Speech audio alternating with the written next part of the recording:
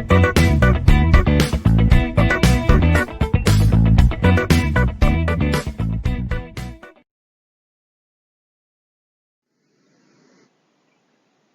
students, in today's video we will learn what is power electronics, its applications, insight into the various power semiconductor devices, its VI characteristics.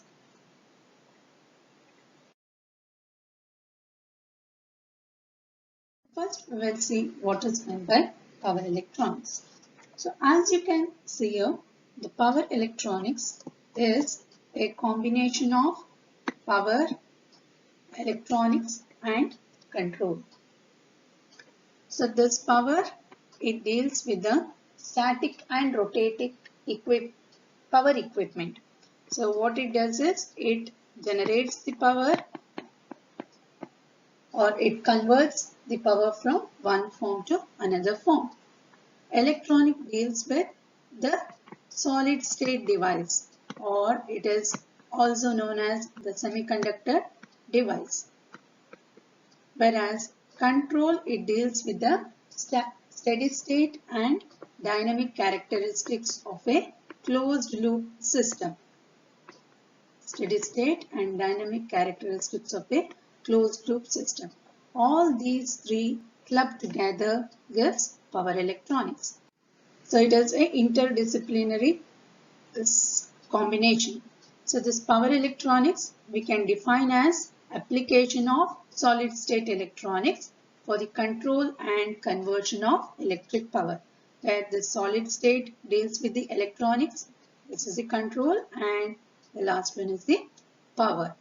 So this power electronics is based primarily on the switching of the power semiconductor device. It is a switching device.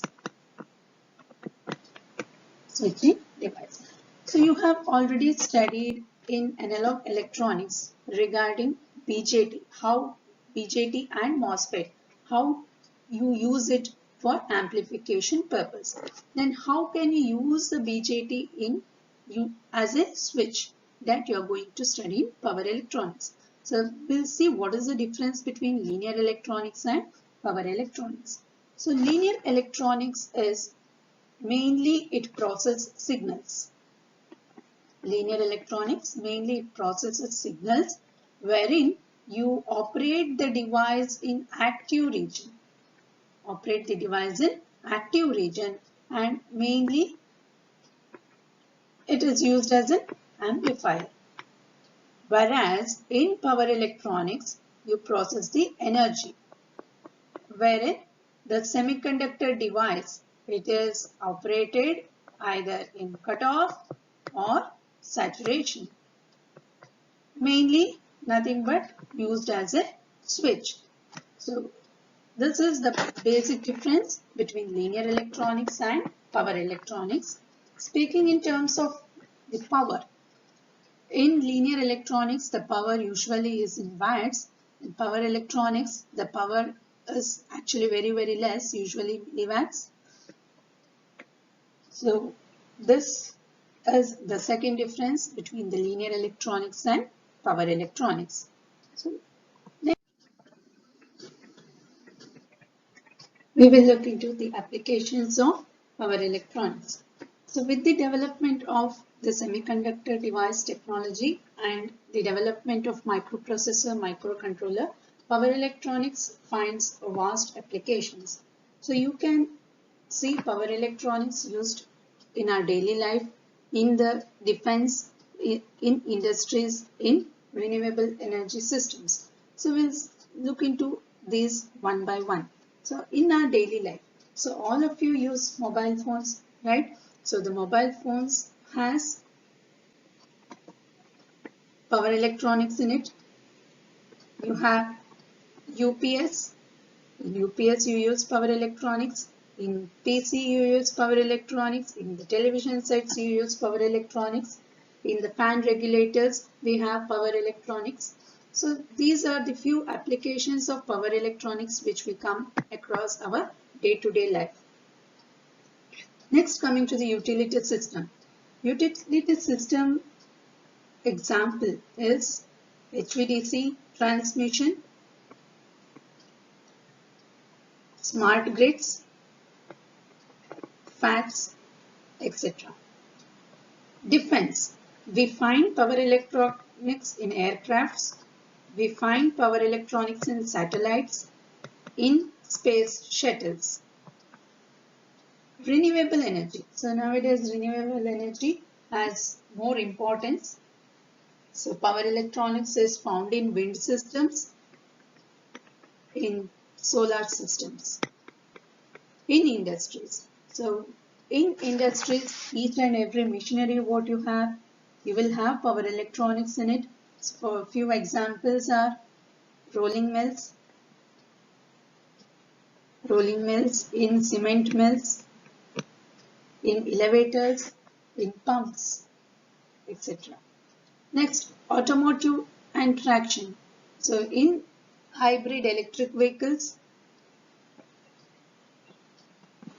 in ships, in power steering system, modern traction systems, everywhere you find power electronics. So these are the few applications which I have mentioned about power electronics. So other examples are induction heating in grinders, in electronic ignition systems, in electric door openers, in dimmers, in motor controls, in printing press, in refrigerators. So each and everywhere you have this power electronics.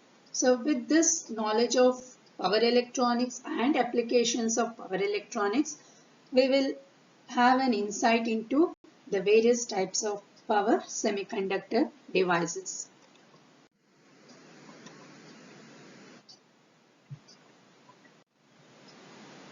Power semiconductor devices are mainly classified as diodes, transistors and thyristors. So diode family, transistor family and thyristor family. Based on the material used for fabrication, your power semiconductors can be of silicon made or silicon carbide made. So under diodes, you have Schottky diode, general purpose diode, fast recovery diode. Under the transistor family, you have BJT, which is bipolar junction transistor, MOSFET, which is metal oxide semiconductor field effect transistor, IGBT, which is insulated gate bipolar transistor, and SIT, which is static induction transistor. Under the thyristor family, you have phase control thyristor, fast switching thyristor, GTO. GTO is gate turn off thyristor. IGCT, integrated gate commutated thyristor. MCT, it is MOS controlled thyristor. And MTO is MOS turn off thyristor.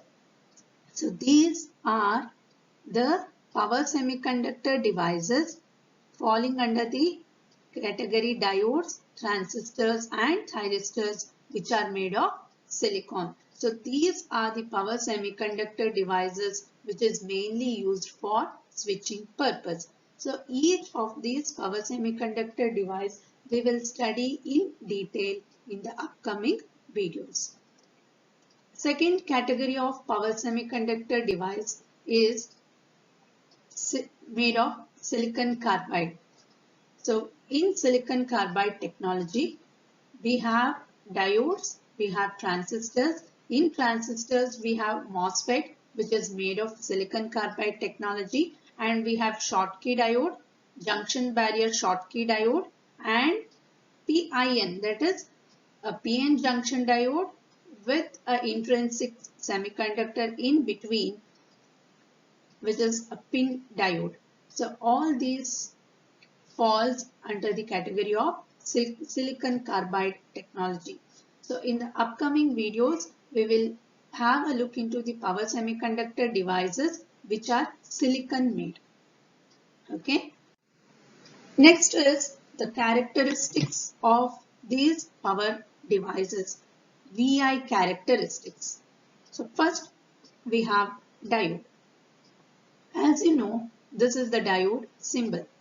It has two terminals, one is anode and the other one is cathode. When you apply a voltage across this device, or when a diode is connected to a circuit and you give a supply, this diode will forward bias if anode voltage is greater than the cathode voltage.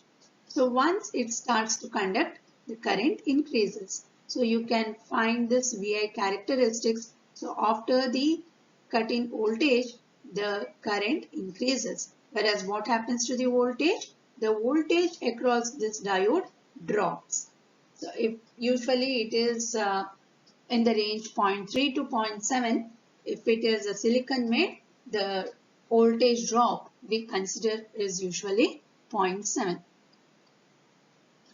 If the anode voltage is less than the cathode voltage, the diode will be reverse biased. So you have the leakage current which flows. If it becomes more, if the leakage current is more, then it leads to breakdown. So leakage current, and once it breaks down, the current increases. So this is the VI characteristics of a diode. So this is power diode, not the one which you use for linear applications. This is the power diode. So it will have a slight variation in the fabrication, which we will study in detail later. Next, coming to a semiconductor device, which is thyristor. So all this thyristor, SiTH, GTO and MCT falls under the thyristor family. So first we will observe what is common in all this. Okay. So this thyristor has three terminals: anode, cathode and the next one is gate. This is the gate. Clear? So the same thing you can observe in SiTH. SiTH is static induction thyristor. SiTH, I repeat, it is static induction thyristor. So here also you can observe you have three terminals, which is anode, cathode and gate. Again, this is GTO, gate turn off thyristor. You have anode, cathode, gate. This is MOS controlled thyristor, which is anode, cathode and gate. So all these thyristor family devices has three terminals, which is anode, cathode and gate. So one terminal extra when compared to the diode. If you look into the VI characteristics of the thyristor family, it looks same, right? So what is the difference here? If you don't have this gate terminal, it is either forward biased or reverse biased, same way as that of the diode. That means if anode voltage is greater than the cathode voltage, the thyristor will be forward biased. Clear? The same way, if anode voltage is greater than the cathode voltage for any of these three also, the device will be forward biased. Similarly, if anode voltage is less compared to cathode voltage, it will be reverse biased. Same applies to these three, that is static induction, gate turn off and MOS controlled thyristor. Now, what is the need of this third terminal? That is the gate signal. So if you apply a voltage, positive voltage at the gate terminal with respect to cathode, it will conduct. Clear? If anode voltage is greater than cathode voltage, it will be forward biased, but it will not conduct. Only a small leakage current will flow. Clear? That's why when the anode voltage is greater than the cathode voltage, you will even though it is powered biased, it will not conduct, just a leakage current will flow. Next, when you apply a gate signal with respect to the cathode terminal, the device will start conducting. Construction part we will see later. So you do remember that when you apply a positive signal at the gate terminal with respect to the cathode, the device will conduct.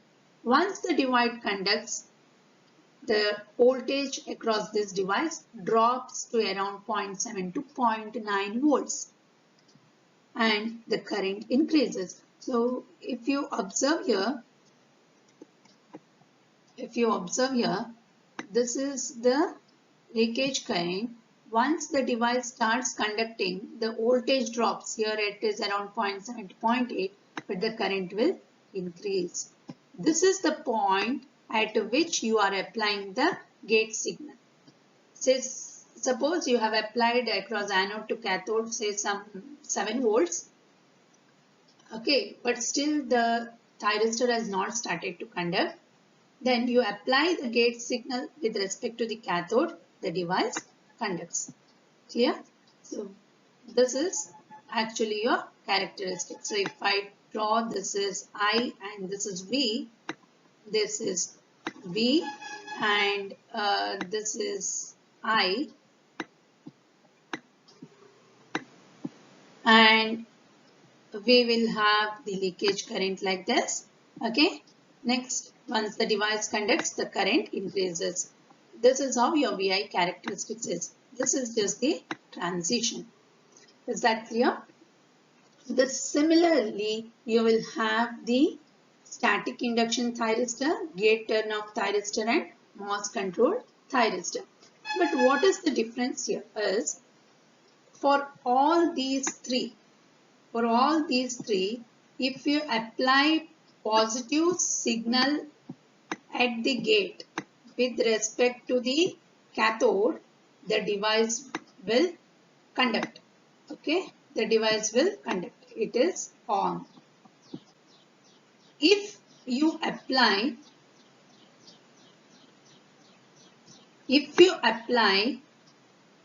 negative voltage at the gate, with respect to the cathode, the device turns off.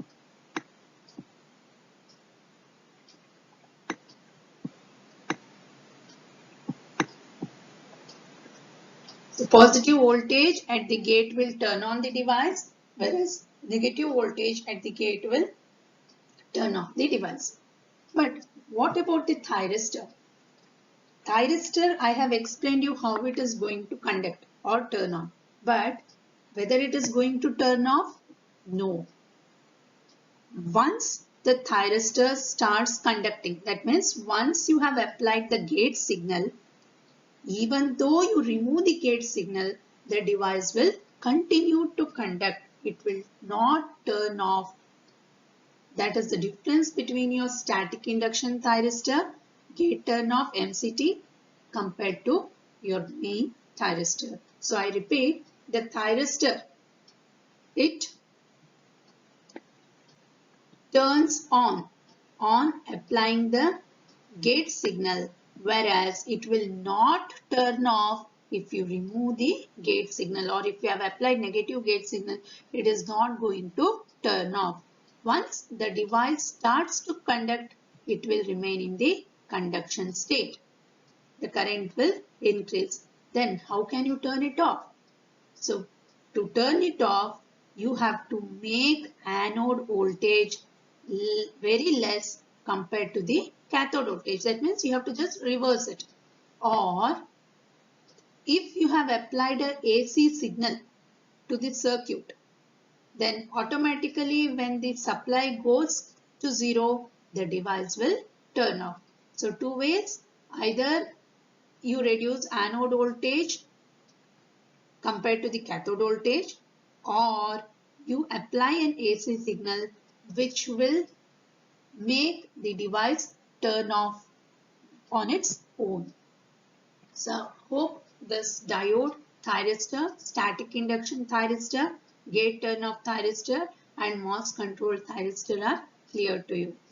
Next we move on to the remaining semiconductor devices.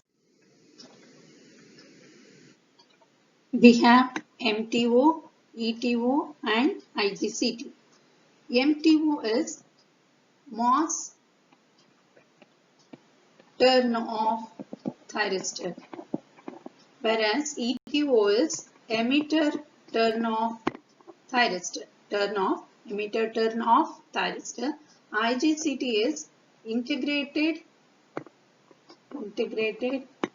gate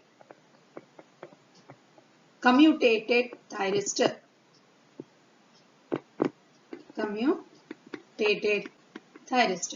We will see each of this one by one. MOS turn off thyristor has three terminals, anode, cathode and gate, whereas gate terminals you have two. One is to turn on and the other one is turn off. So turn on gate terminal is different. For turning off, the gate terminal is different. It is a combination of GTO and MOSFET. Whereas this emitter turn off thyristor, it is also having two gate terminals. One is for turning on and the other one is for turn off. It is a hybrid device that again has the advantages of both GTO as well as MOSFET. Next one is the integrated gate commutated thyristor. It again has a gate terminal which is used for both turning on and turn off. You don't have it as separate. It is one terminal. It is a fully controllable power switch which can turn on as well as turn off using the gate. Next power semiconductor device is LASCR. LASCR is light activated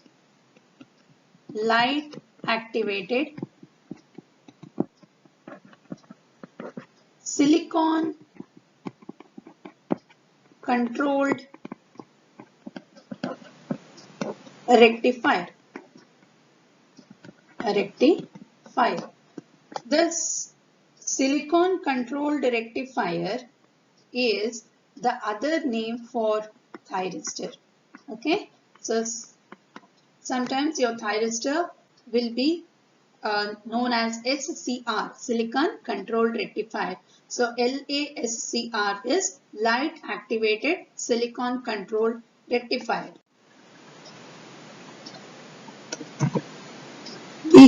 You have three terminals, anode, cathode and gate. To the gate terminal, we apply the light. That is, light is made to fall on the gate terminal. Its VI characteristics is same, but reverse direction is not there. Next, coming to the transistor family, you are familiar with BJT. This is NPN BJT. You even have PNP BJT, that is bipolar junction transistor, which has three terminals, base, collector and emitter. So this is the output characteristic, which is plot of output voltage VCE and output current, which is IC, for different values of IB. So this IBN is greater than IB1. As you know, IC will be in the range of milliamps, whereas IB will be in the range of microamps. Next transistor family devices, IGBT, insulated gate bipolar transistor. It has three terminals. It is a combination of BJT and MOSFET. So whatever advantages the BJT has, whatever advantages the MOSFET has, IGBT has both. So again, it is a plot of output current versus output voltage for different input voltage, that is VGE. This, as you know, BJT is a current control device, whereas IGBT is a voltage control device. Next is MOSFET. It has three terminals, gate, drain and source. This is a N-channel MOSFET enhancement type. So this is the drain current, which is the output current, and output voltage is VDS, which is drain to source voltage for different VGS. So here this VGSN is greater than VGS0. So the current will increase and later on it almost remain constant. The last semiconductor device under the transistor family is SIT, static induction transistor. If it is SITH, it is static induction thyristor. SIT is static induction transistor. Again, it has three terminals. This is gate, drain and source. So it is output current versus output voltage. You get a similar characteristics. So as you have observed, output characteristics of all the transistor family devices are same. This figure shows the applications and frequency range of power devices. So GTO mainly used in electric car, and you can see the power capacity of thyristor TRIAC. TRIAC is tri-electrode AC semiconductor switch. It has two thyristors connected in anti-parallel. Okay, and you can see the transistor modules which are used in air conditioners, washing machines, in UPS. Likewise, a refrigerator, power supply, car and switching power supply, you have MOSFETs which is being used. So this particular figure gives you an idea of which kind of semiconductor device is used in which applications. So with this, I hope you have understood what is power electronics, what is semiconductor device. You have come across its VI characteristics and its applications. Thank you.